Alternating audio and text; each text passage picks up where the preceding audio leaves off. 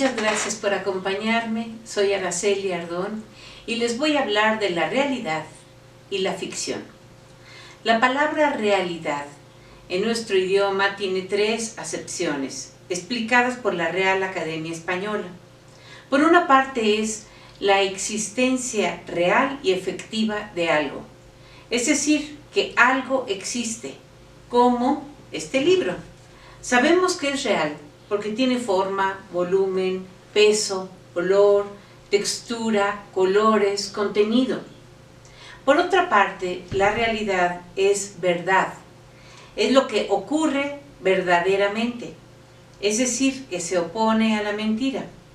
La tercera acepción dice lo que es efectivo o tiene valor práctico, en contraposición con lo fantástico o ilusorio. Esta definición se enfrenta a lo que ocurre en la imaginación o en nuestra memoria. En los últimos tiempos también se habla de realidad virtual, es decir, la representación de escenas o imágenes producida por un sistema informático que da la sensación de la existencia real. En esta ocasión nos vamos a referir a la realidad para contrastarla con la ficción, esto es, con la verdad de la literatura, que es una verdad tan fuerte y tan valiosa como la realidad de la vida. Dice Mario Vargas Llosa: no se escriben novelas para contar la vida, sino para transformarla, añadiéndole algo. Si las novelas son ciertas o falsas, importa a cierta gente tanto como que sean buenas o malas, y muchos lectores, consciente o inconscientemente, hacen depender lo segundo de lo primero. Los inquisidores españoles, por ejemplo, prohibieron que se publicaran o importaran novelas en las colonias hispanoamericanas con el argumento de que esos libros disparatados y absurdos, es decir, mentirosos, podían ser perjudiciales para la salud espiritual de los indios. Hasta aquí la cita de Vargas Llosa. Lo cierto es que los seres humanos necesitamos de la verdad de las mentiras, es decir, de la realidad que se encuentra en la ficción. La mayor parte de los hombres y mujeres no están completamente contentos o satisfechos con su destino. Y así casi todos, pobres o ricos, los que viven en el campo o en la ciudad, los jóvenes o los viejos, deseamos una vida distinta de la que nos tocó en suerte. Para ello sirve la ficción. La literatura se lee para que los lectores tengan la vida que no pueden tener. La literatura sirve para viajar lejos, a lugares insospechados por nosotros, unos minutos atrás, cuando no habíamos abierto el libro. Una vez que nos asomamos a los pliegos de papel, salpicados de tinta, doblados y encuadernados, eso que llamamos narrativa, cuando contiene los elementos mágicos que nos trasladan a un tiempo distinto, a un espacio con otro clima y colores diferentes, nos cubre una piel que nos arropa como si fuera propia. Estamos inmersos en la magia más poderosa que cabe en el mundo. Es lo que García Márquez definía como la actividad humana más parecida al acto de levitar. Para que la magia de la ficción penetre en nuestra vida y la enriquezca, lo primero que hay que hacer al abrir un libro o ver una película es suspender la incredulidad. Eso lo logra un buen escritor desde la primera página o un gran director en los primeros 5 minutos. Al estar dispuestos a creer lo que nos propone el escritor de ficción, nuestra mente se abre a otro plano y con ello podemos trasladarnos a otro lugar para vivir en forma simbólica experiencias que ocurren en un tiempo diferente. Hay autores de ficción que escriben novelas y cuentos que tienen su base en la realidad. Por eso se les llama realistas. Los sucesos que narran ocurrieron en la historia y se pueden contrastar con lo que se publicó en periódicos o en las fotografías, películas o videos de esa época. En ese marco de realidad, en un lugar y fecha específicos, los autores realistas colocan a sus personajes.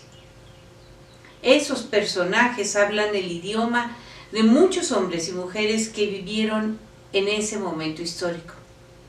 Después, gracias a los traductores, lectores que leen y que hablan en otros idiomas, pueden gozar de los libros. Victor Hugo, el gran autor francés, publicó su novela Los Miserables en 1862. Su narrativa, que pertenece al romanticismo, plantea una discusión entre el bien y el mal y cuestiona aspectos relativos a la ley, la política, la ética, la justicia y la religión.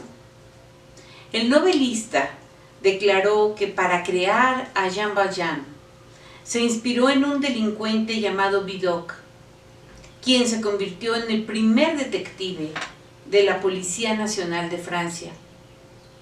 Los personajes de Victor Hugo viven muchos momentos históricos, como la batalla de Waterloo y la rebelión de junio de 1832, en la cual los republicanos se levantaron contra el régimen monárquico. Hugo analiza los estereotipos de la sociedad de su tiempo y emplea los diálogos de sus personajes para mostrar sus objeciones al sistema de justicia de su tiempo. Los Miserables es una pieza tan importante para la literatura que con el tiempo se ha convertido en películas, obras de teatro, musicales, videos y programas de televisión. Miguel de Cervantes, creador del ingenioso hidalgo Don Quijote de la Mancha, también escribió sobre la verdad de las mentiras o la realidad literaria. La primera parte de esa narración se publicó en Madrid en 1605 y marca el inicio de la novela moderna. Ese libro es el más leído en español después de la Biblia. Cervantes publicó la segunda parte en 1615. Murió el 23 de abril del año siguiente, 1616. Esa obra es una desmitificación de la tradición caballeresca, porque el autor se burla de las novelas de caballería, que como ustedes recuerdan, son los libros que ese personaje lee de día y de noche, hasta creer que él mismo era un caballero andante de la Edad Media y tenía un destino semejante al de sus héroes de papel.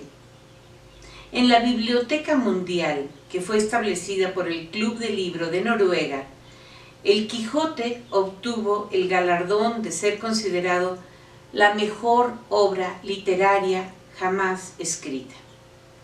El Quijote, es decir, el libro, tuvo que luchar desde un principio contra la piratería, porque otros autores aprovecharon su fama inmediata para publicar libros que vendieron en el mercado adjudicándolos al genio de Cervantes.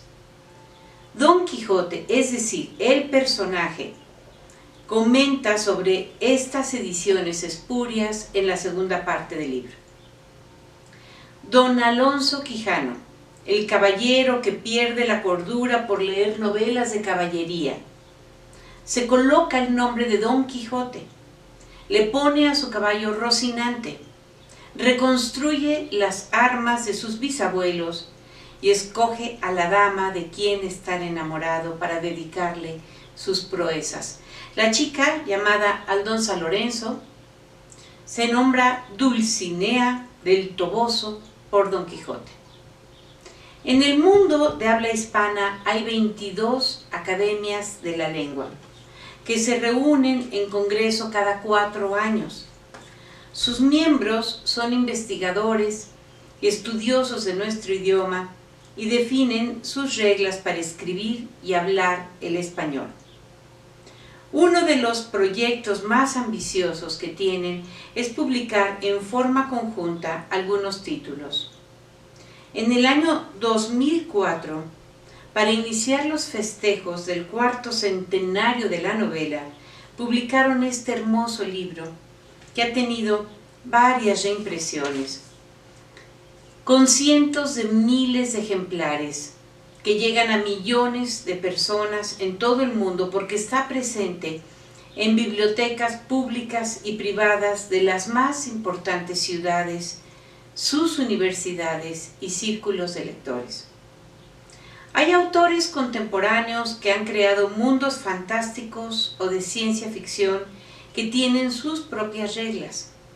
Tal es el caso de Star Wars o La Guerra de las Galaxias, que es una serie de 3 películas creadas por George Lucas en la década de 1970. Sus personajes habitan en una galaxia lejana y se enfrentan al lado oscuro, provocado por la ira, el miedo y el odio. La galaxia tiene un campo de energía metafísica y omnipresente llamado la Fuerza. La primera película, el episodio 4, Una Nueva Esperanza, fue presentada en 1977 y se convirtió en un fenómeno de la cultura popular. Con el impulso de su éxito, Lucas financió el episodio 5, El Imperio Contraataca, y más tarde el episodio 6, o El Retorno del Jedi. Más de una década después de esa trilogía, se estrenó otra serie de precuelas, el episodio 1, La Amenaza Fantasma, de 1999, el episodio 2, o El Ataque de los Clones, en el año 2002, y el episodio 3, o La Venganza de los Sith, en 2005. En el año 2012, Disney compró los derechos de las películas anteriores y anunció una nueva trilogía. Los fans de la serie me han dicho que la historia perdió calidad y encontraron la última cinta, estrenada en el 2019, francamente decepcionante. Eso se debió a que le dieron prioridad a los efectos especiales sobre la narrativa, al grado de resucitar digitalmente a personajes que ya habían muerto. Las franquicias de estas películas incluyen muchos productos derivados como novelas, series de televisión, videojuegos, historietas, parques temáticos, juegos de rol o de guerra, juguetes y miles de imágenes derivadas que se convierten en ropa y en objetos de uso diario. Como Don Quijote y Sancho Panza, los personajes de la Guerra de las Galaxias son seres que representan valores y antivalores, actitudes ante la vida, el amor, la muerte y los obstáculos que se nos presentan cada día. Por eso tienen tanta fuerza Han Solo, Darth Vader, Anakin Skywalker, la princesa Leia y Obi-Wan Kenobi. Todos ellos, aunque vivan en una galaxia muy lejana, son esencialmente humanos, con sus reacciones ante los conflictos que se les presentan, la alegría y el dolor. Si invitamos a estos seres imaginarios a vivir con nosotros, lo cual es fácil porque se parecen a personas que conocemos y viven situaciones que hemos vivido, nosotros seremos más felices, más ricos a nivel emocional, viviendo con intensidad la realidad de las mentiras. Muchas gracias.